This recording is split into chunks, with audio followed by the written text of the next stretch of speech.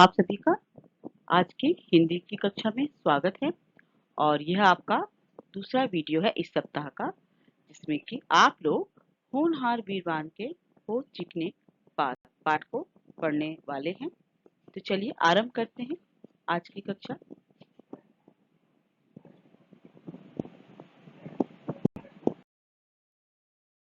जैसा कि आपके सामने यह क्या है, पाठ होनहार वीरवान के हो चिकने पाठ का भाग 2 है। तो फिर मैं चंद्रगुप्त के बारे में कुछ बातें आपको बता देती हूँ कि चंद्रगुप्त एक न्यायप्रिय और एक होनहार क्या है बालक रहे थे अपने बचपन में। और इनके बचपन की जो कहानी हम पढ़ रहे हैं, जिसमें हम चंद्रगुप्त की बहुत सी विशेषताओं को जानेंगे और समझेंगे। और इसके साथ साथ हम यह भी देखेंगे कि चंद्रगुप्त एक ऐसे राजा थे जिन्होंने पूरे भारतवर्ष को एकता के सूत्र में बांधने का प्रथम प्रयास किया था, वह भी चाणक्य के नेतृत्व में। तो चले आज की कक्षा आरंभ की जाती है।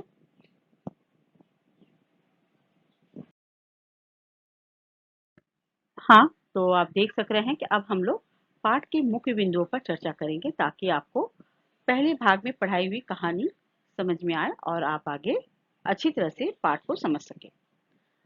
पहले है कि गंगा के किनारे गांव के बालक राजा राजा खेल रहे थे। 10 वर्षीय बालक चंद्रगुप्त टीले पर राजा बना था। चंद्रगुप्त न्यायप्रिय, होनहार व साहसी बालक था। चंद्रगुप्त चाहता था कि उसकी प्रजा में कोई दरिद्र ना हो। दूर खड़ा ब्राह्मण चाणक्य चंद्रगुप्त को मगध का शासक बनने का आशीर्वाद देता है। चाणक्य को भी एक पात्र बना खेल में शामिल किया गया। चंद्रगुप्त चाणक्य को गाय देने की बात कहता है। चंद्रगुप्त की प्रजा में ब्राह्मण एवं गुरुजन सुखी और संपन्न रहे। तो आप यह कहानी तक यहीं तक रही कि गाय देने की बात होती है। चलिए अब हम आगे कहानी की ओर बढ़ते हैं। हाँ, चाणक्य उसकी वाक्पटुता और कुशल नेतृत्व क्षमता से बहुत प्रभावित हुए। वे राजा नंद के दरबार से अपमानित होकर आए थे। उन्हें चंद्रगुप्त जैसे एक समर्थ, बुद्धिमान, राष्ट्रप्रेमी नवयुवक की आवश्यकता थी। चंद्रगुप्त के रूप में चाणक्य कौन सा सपना देख रहे थे? यहाँ पर एक प्रश्न है इस पाठ के आधार पे कि चंद्रगुप्त के रूप में चाणक्य कौन सा सपना देख रहे थे। तो चलिए एक बार कहानी को समझते हुए प्रश्न को भी मैं आपको समझाती हूँ कि चाणक्य जो है वो तो देख रहे थे कि जो चंद्रगुप्त है किस तरह से बोल रहा है, एकदम जैसे राजा होता है उसकी तरह उसकी सोच है, उसके विचार हैं। हाँ, तो इससे बहुत प्रभावित हो गए, यानी उससे बहुत ज्यादा इम्प्रेस हो गए। वे राजा नंद के दरबार से क्या होकर आए थे? अपमानित। अपमानित होना माने राजा नंद ने उसका इंसल्ट किया था, उसे बहुत ज्यादा प्रताड़ित किया था। उसे माने अपमानित करना यानी उसको माने गलत बात बोलकर और उसका अपमान करके उसको निकाल देना। तो उन्हें ऐसे ही यानी उस अपमान के कारण जो चाणक्य थे, उन्हें चंद्रगुप्त जैसे बुद्धिमान और राष्ट्र प्रेमी नवयुवक की जरूरत थी। तो आप सोच रहे हैं कि वह चंद्रगुप्त के द्वारा क्या सपना देख रहे थे? चलिए इसको मैं आगे भी बताऊंगी कहानी पढ़ाते पढ़ाते।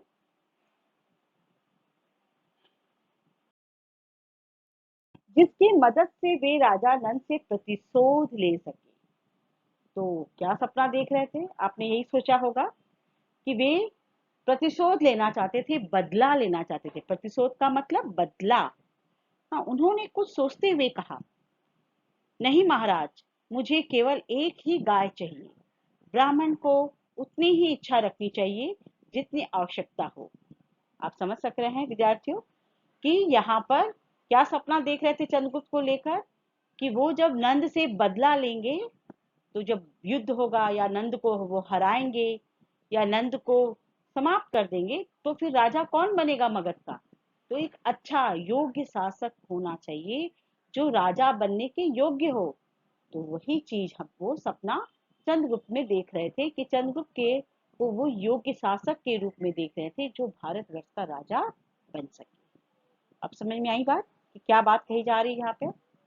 और यहाँ पर ब्राह्मण ने यह क्या बताया कि ब्राह्मण को संतोषी होना चाहिए, लालच नहीं करना चाहिए।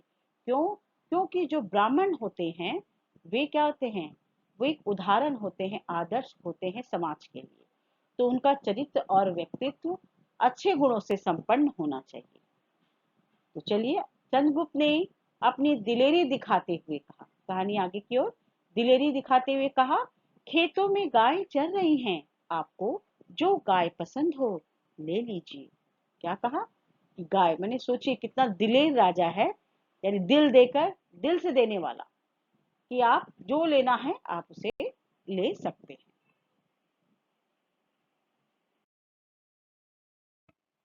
चाणक्य ने कहा, गौरक्षक मुझे रोके तो।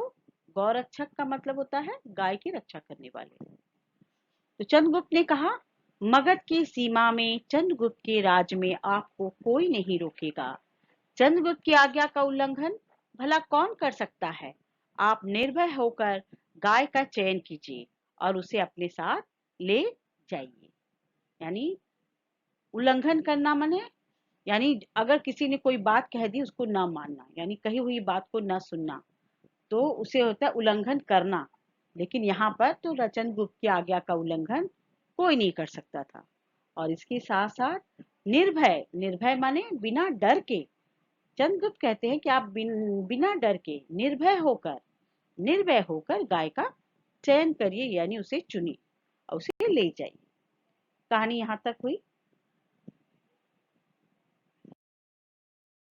चंद्रगुप्त एक सैनिक बने बालक की ओर इशारा करते हुए, सैनिक, ब्राह्मण देवता की सहायता के लिए उनके साथ जाओ। चाणक्य सैनिक बने बालक के साथ बाहर निकलते हैं। इसी बीच चंद्रगुप्त की माँ मूरा अपने पुत्र को ढूंढते हुए बरगद के वृक्ष के पास आती हैं। कौन आती है? चंद्रगुप्त की माँ आती है। चाणक्य मूरा को बताते हैं कि चंद्रगुप्त की हस्तरेखाएं बड़ी प्रबल है। हस्तरेखाएं माने हाथ की रेखाएं, बड़ी प्रबल यानी बहुत ही क्या है, मजबूत है, यानी बहुत अच्छी, शक्तिशाली है। उसकी शिक्षा की व्यवस्था की जाए, व्यवस्था माने इंतजाम किया जाए, उसका भाग्य अवश्य चमकेगा। यानी हस्तरेखाएं बड़ी प्रबल है और उसकी शिक्षा की व्यवस्था की जाए तो उसका भाग्य अवश्य चमकेगा। अच्छा, मूरा भी यही चाहती थी, मूरा माँ थी ना, तो वो भी यही चाहती थी। मूरा भी यही चाहती थी उसके पुत्र की शिक्षा दीक्षा की उचित व्यवस्था हो, परंतु वह बेबस थी। राजा नंद ने उसके पति को बंदी बना लिया था, अर्थात चंद्रगुप्त के पिता को बंदी बनाकर अपने पास कारागार में रखे हुआ था। तो आप सोच सकते हैं कि अगर इस बच्चे का पिता नहीं हो तो उसकी पढ़ाई लिखाई, उसका काम कैसे होगा। हाँ, तो वो बहुत बेबस थी। कौन? मूरा। बेबस यानी लाचार, कुछ नहीं कर सक रही थी। चलिए कहानी में आगे देखें। चाणक्य की बातें सुनकर उसके मन में पुत्र के कुछ बनने की भावना का विश्वास फिर से जाग उठा। जब चाणक्य ने ये बात कही कि हाँ आपका बेटा बहुत अच्छा है, उसकी हस्तरेखाएं बहुत मजबूत है, यानी प्रबल हैं, तो ये सुनकर उनके मन में थोड़ा विश्वास आया कि हाँ अब शायद मेरा बालक कुछ बन सकता है। चंद्रगुप्त बचपन से ही बड़े निर्भीक, स्वाभिमानी और बुद्धिमान थे। निर्भीक यानी निडर, स्वाभिमानी जिनको अपने में अंदर बहुत स्वाभिमान था, और बुद्धिमान भी थे।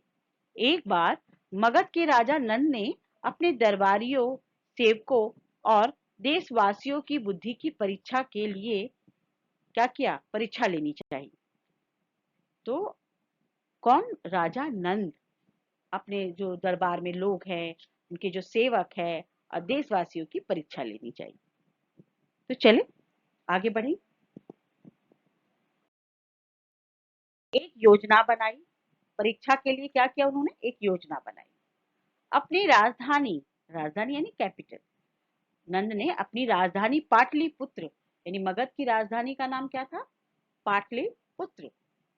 पाटलिपुत्र के राज दरबार में लोहे के पिंजरे में शेर की मूर्ति रखवाई और राजभर में ढिंढोरा पिटवा दिया कि जो भी व्यक्ति लोहे के पिंजरे को बिना तोड़े शेर को बाहर निकाल देगा उसे राज की ओर से 1000 सोने की मुद्राएं दी जाएंगी और उसकी मनचाही मांग भी पूरी की जाएगी। ढिंढोरा पिटवाने का मतलब देखिए, ढिंढोरा पिटवाने का मतलब डुगडुगी बजाकर यानी ढोल बजाकर कुछ ऐलान करना, राजा का ऐलान करना। पुराने समय में राजा ऐसे गांव-गांव, शहर-शहर, कस्बे में जाकर एक व्यक्ति ढोल बजाता था जोर से और दूसरा व्यक्ति या वही व्यक्ति भी हो सकता था, राजा की जो आज्ञा थी या राजा की जो बातें रहती थी उसे बोलता था।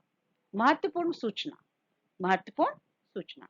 और मुद्राएं यानी मुद्रा, जो रुपये के पहले रुपए पैसे नहीं थे, उस समय रुपए नहीं थे, मुद्राएं चलती थी, सोने की, चांदी की, तांबे की।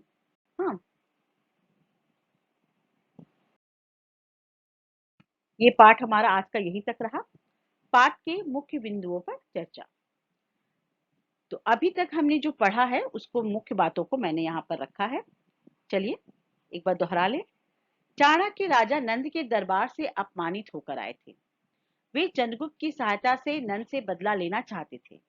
चंद्रगुप्त से वे सिर्फ एक ही गाय लेने की बात कहते हैं। कौन? चाणक्य कहते हैं चंद्रगुप्त से सिर्फ एक गाय मुझे दीजिए। वे चंद्रगुप्त की मां मूरा को उसकी प्रबल हस्तरेखाओं की बात बताते हैं। चंद्रगुप्त के पिता को नंद ने बंदी बना लिया था। राजा नंद ने अपनी प्रजा की बुद्धि की परीक्षा लेनी चाहिए। लोहे के पिंजरे को बिना तोड़े शेर की मूर्ति निकालने वाले को 1000 सोने की मुद्राएं और मनचाही मांग पूरी करने की बात रखी गई। तो यहीं तक रहा आज की कहानी इस वीडियो के इस भाग में। अगले भाग में हम लोग बाकी के वीडियो के अंश को पढ़ेंगे। अच्छा, पाठ के कठिन शब्द। वाक्पटुता यानी बातचीत करने में चतुर, नेतृत्व, मार्गदर्शन एवं संचालन करना, गौरक्षक, गाय की रक्षा करने वाला, उल्लंघन, लांघना या न मानना, निर्भय, बिना भय के, प्रतिशोध, प्रतिशोध, बदला, दिलेरी, बहादुरी, निर्भीक, निडर, स्वाभिमानी, आत्मगौरव या आत्मसम्मान से भरा व्यक्ति। ढिंढोरा, मुनादी या डुगडुगी बजाकर की गई घोषणा। राजधानी, राज्य का शासन केंद्र। मुद्राएं, सोने के सिक्के। और आपको इन सभी शब्दों से वाक्य रचना का भी प्रयास करना है। ध्यान देने योग्य मुख्य बातें। कहानी के वीडियो को आवश्यकता अनुसार देखें। कठिन शब्दों के अर्थ को याद करें। कठिन शब्दों की वर्तनी याद करें। पाठ पठन का अभ्यास ऊंची आवाज में करें। प्रश्नों के उत्तर को खुद से लिखने का प्रयास करें।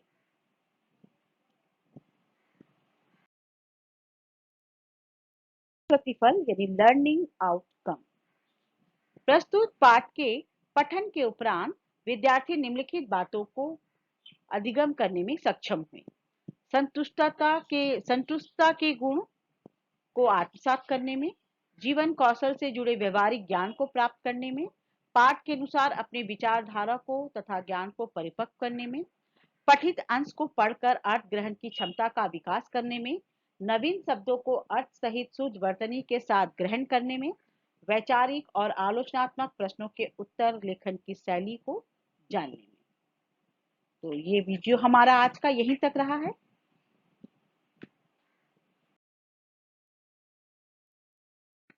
धन्यवाद। अब हम अगले वीडियो में आपसे मिलते हैं।